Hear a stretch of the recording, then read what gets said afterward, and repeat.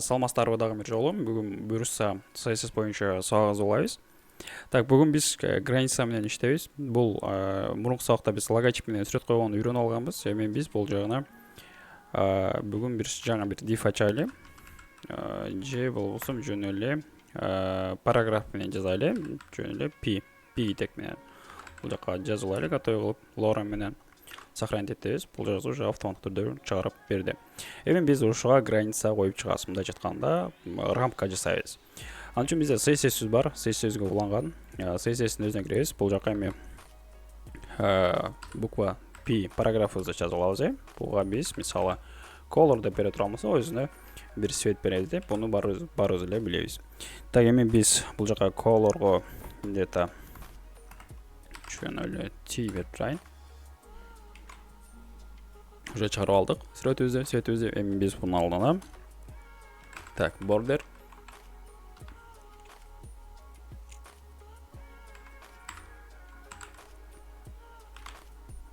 10 пиксель бердик бул жагыбызга. Пока что бул көрүнбөйт. Так, бул жагына биз дагы бир свет беребиз. Келиңиздер, бир green свет берип коелу.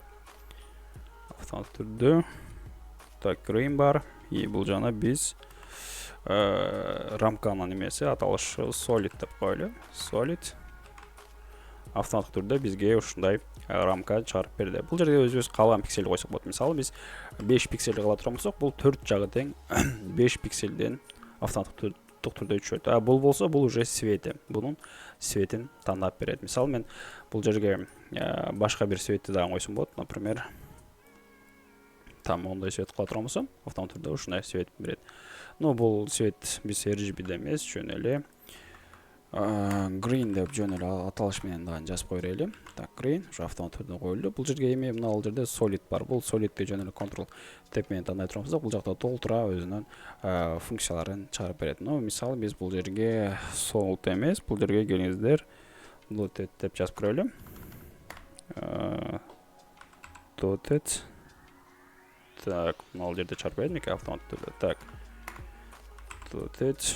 Мына жерде турат. Автоматтык түрдө. Так, иштетип көрөбүз.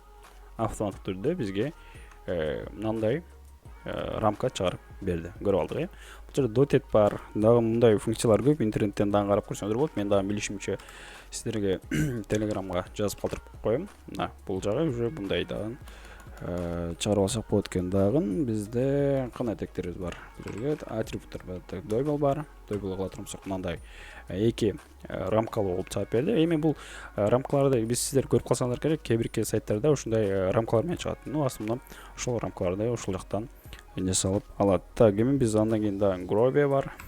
Так, бул жерде эмнеке автоматтык түрдө мындай кылып чыгарып берет. Grobe бар. Бул жерде grobe бул автоматтык түрдө бардык жагы тегиз фону бар. Так, андан кийин дагы биздин дагы бир тегибиз бар. Кайсы эле ал outset. Outset отурмусак, мындай кылып чыгарып берди. Так, эми биз бунун outset'ten коюп алдык. Эми биз булга дагы бир кошумча border радиустан берип алсак болот. Так. Border радиус берип алсак болот. Так, border радиусубузду биз 10 пиксель кылып коелу, тегиз болсун. Так, сиздер көзүңүздөр көрүнүп тургандай эле бул жерге мындай буруштар автоматтык түрдө 10 пикселден автоматтык түрдө мындай болуп түшүп калды. Так, андан кийин бизге дагы бир тегибиз бар. Бул border мындай жерде бар, border color бар. Бул жерде border top color'ыбыз бар. Border top color. Top color'га мисалы мен мына эң башкы жагын, мисалы мен бир светке алмаштыра турган болсом, мисалы мен мындай светке дейли, жок бир свет тандалайын, жакшыраак светти. Так, примерно мен мындай светти кое турган болсом, мына үстү автоматтык түрдө ушул светке болуп калат. Андан кийин ол алдындагы или мындай жеке жандарында карап чыксаңдар болот. Бул жерде border top бар, border color бар. Ушундай кылып жандарын өзгөртүп чыксаңыздар болот экен. Так, эми мен буну пока что border top color'ду өчүрүп тура берейин. Бул болгон граница. Так, эми бизде мына 10 пиксель болуп атат бул жактары. Мен 10 пиксель эмес, бул жагына мен кошумча жаны где-то 30 пиксель болсун. Мына бул жактары уже автоматтык 30 пиксель. Так, үчүнчү бурчу болсо, ал дагы 20 пиксель кылып коелу. 20 пиксель. Автоматтык түрдө 20 пиксель болот. Так, 4-чү жагы болгонсо бул жакта билебиз, 1, 2, 3, 4 жак бар. Так, 4-чү жагы болсо 50 пиксель кылып коелу.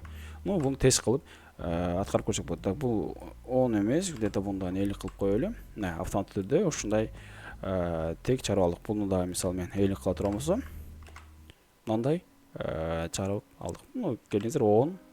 Баары 10дон боло берсин, примерно 10дон 10, а бул жактары 20, бул дагы 20 өтө эле ашша 30 пиксель кылайлы. 30 пиксель кыла турамсак, мындай типа жанагы блок окшоп калды. Мындай чыккан мындай автомат түрдө блок режиминде чыкты. Бул жагы эле кичине 30 пикселге көбүрөөк. Автоматтык түрдө ушундай кылып границасын түзүп көрсөңүздөр болот. Өзүңүздөр кошумча бул болгону өзүңүздөр, мисалы мен азыр параграфка жаздым. Бул жака мисалы сиздер бир дифке дагы жазсаңыздар болот. Мисалы мен бул жерге бир div жаратып туруп эле, дагы бир сиздерге тег режимде көрсөтөйүн да. Бул жака мен lorem менен примерно сохранить этип алайын. Алдына дагы lorem чыкты. Бул жака мен бир класс коём, класс. Бул класстын ичине мен жөн эле топ деп коёюн. Ушул менин тегимдин аты. Эми ушул жагда мен жазам алдына. Бул жерге мен точка менен жазам. Билесиз, чтобы биз класстан кийинки мисалы бир тек жаза турамсаңыз, бунун ичине өзүңүз каалаган придумать этип өзүңүз таап кое бересиз. Болгон класстан кийин топ, мисалы мен топ или топ 2, топ 3 өзүм каалаган нерсени жазсам болот. Сөзсүз мындай жазылган нерселерди сөзсүз түрдө точка менен ачылат экен, точка топ. Андан кийин color'га бир свет тандалайлы, любой светти. Автомат түрдө бул светибизди коюп алдык. Эми биз анын алдына мына үстүндөгүнү колдонобуз. Так, border. Бул канча пиксель? Ну, где-то 15 пиксель деп коелу, 15 пиксель. Так, свети кандай свет болсун? Свети black или blue свет болсун.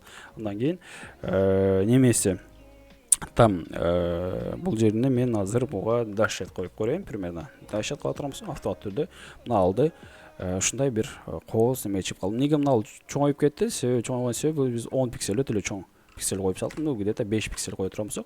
Мындай кылып кооз фон чыгарат.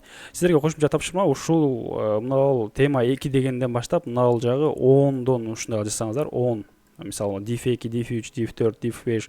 Мисалы бул болгон divди ачып өтүрөсүздөр. Болгон могу класстын ичинде эле өзүңүздөр бул жага жаңы класс түзөсүздөр. Ушинтип 10 мисал жазып мага жибериңиз.